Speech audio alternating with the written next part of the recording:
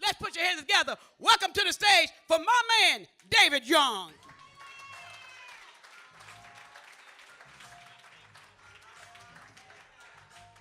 All right, how you guys doing tonight?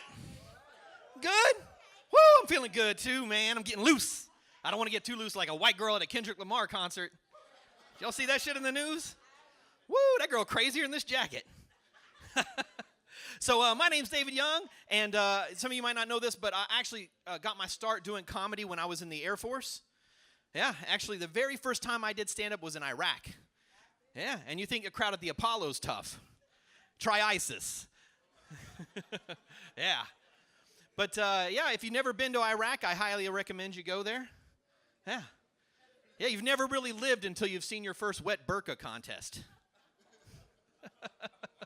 Them girls really ululate when that cold water hits them. La, la, la, la, la, la. But when you're over there in the desert, man, we were over there a long time, and, you know, can't have any women, nothing like that. So guys start getting crazy. We make all kinds of crazy bets, man. So in my tent, we had 10 guys lived in my tent. And at the front of the tent, we had this thing called the jar of sin. And basically what the jar of sin was, a big glass jar, and every time someone in the tent masturbated, they had to put 25 cents in the jar of sin, right? So we're in Iraq. It's a war zone. It's very dangerous, so they pay you an extra $3.50 a day to be there. Yeah, perks, right? But it led me to make a bet that no one could spend their whole $3.50 in one day jerking off. Yeah. One of the guys in my tent was like, I can do it. I was like, what? Wait, hold on. He's like, yeah, I do it 5 or 6 times a day for maintenance. Wait, maintenance? I sleep like 5, 6 feet away from you, man. That doesn't even sound like it would be remotely fun either, man. Like, what would the 8th time you just be shooting out knee cartilage? The 14th time you just be like, oh, here's lucky number 14. Oh, shit. And your dick would just go... like a powder, like a baby powder come out. You'd be like, put some water in that. It'll thicken back up. That one counts. But having a sense of humor in the military can sometimes get you in trouble, man. One of the times that got me in trouble was I was in Alaska. We were at TDY in Alaska, man. But it was in the summer. And so there was lots of mosquitoes, man. Just like biblical plagues of mosquitoes. It was terrible. Right? So I went outside because I had to take a piss. So I took a piss, and I came back in, and all my friends were standing around. I was like, I got a good chance here to mess with them.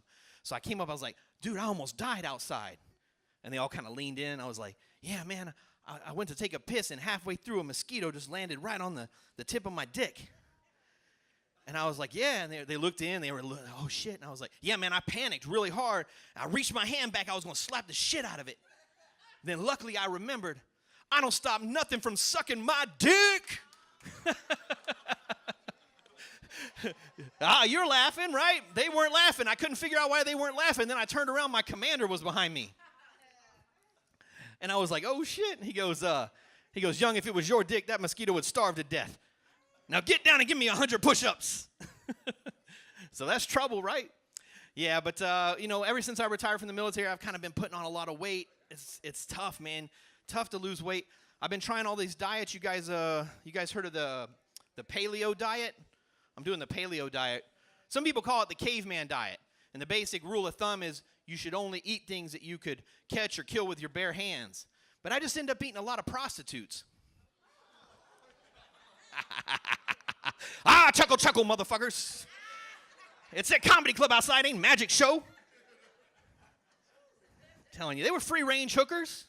They run free. Nah, I'll try everything, man. I even tried technology. I got all the technology, right? So I got this thing here. This is the Pebble Steel smartwatch, right? It tracks everything you do. It tracks when you run, when you walk, when you sleep. So I got all excited, man. I ordered it. It came. I put it on right away, started using it. Probably should have read the fucking instructions first. Because what I didn't realize is it posts all your workouts to your Facebook and your Twitter. Yeah. Now I've had to explain to my mom why I've taken up sprinting at 1 in the morning. And then falling into a deep sleep right afterwards. Thank you, girl. You got to be careful when you buy stuff online, though, man. You got to read the comments. You can get ripped off. Easy to get ripped off, right? I'm not real proud of it, but I spent $300 for a penis enlarger. And when it came, I got all excited again, opened the box, but guess what was in the box? A magnifying glass. Yeah. At least they were nice enough to leave me a safety warning and said, don't use in direct sunlight. So we have that going for us. Who here likes to drink? Where are my drinkers at? All right. I've got something for the guys. Now, this is for the fellas. It's a way to get free drinks. It's a way to get free drinks. It's expensive, man. I like to drink, but it's expensive sometimes. So what you do, guys, when you go to a nice club, nice discotheque or something, and you see a hot girl, she goes up to the bar and she gets something nice to drink, something big. That's when you make your move. And what I do is I go up to her and I say the creepiest fucking thing I can think of, so she chucks the drink in my face. I'm like, ah, nah, nah, nah, nah. I just try to get as much to go in my mouth as fucking possible. I'll be like, hey, baby, you look tired. Why don't you let me clear you a place to sit down? Splash! I wear like a thick-ass shirt. I'll be sucking it out of the shirt. I like to drink. Speaking of drinking, you know what I do? I do like to drink, but one thing that you should never do is drink and drive, right? It's irresponsible, it's immature, and unacceptable. That's why, like, when I want to spice up my driving a little bit, I prefer to choke myself with a seatbelt while I masturbate. Laugh it up. There's no fucking Mothers Against Autoerotic Asphyxiation. At least not yet anyway, right? Person might crash through a middle school with a seatbelt around my neck. Fucking have one the next day, won't they? I got you. Hey, you're here now. That's just real.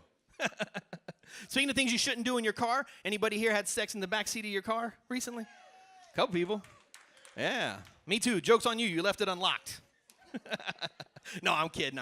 No, but it happened to me too recently. And what it was is there was this nice young lady. She needed a ride home. So I did what any gentleman would do, and I paid her for sex. So we're getting into it. It's getting hot and heavy.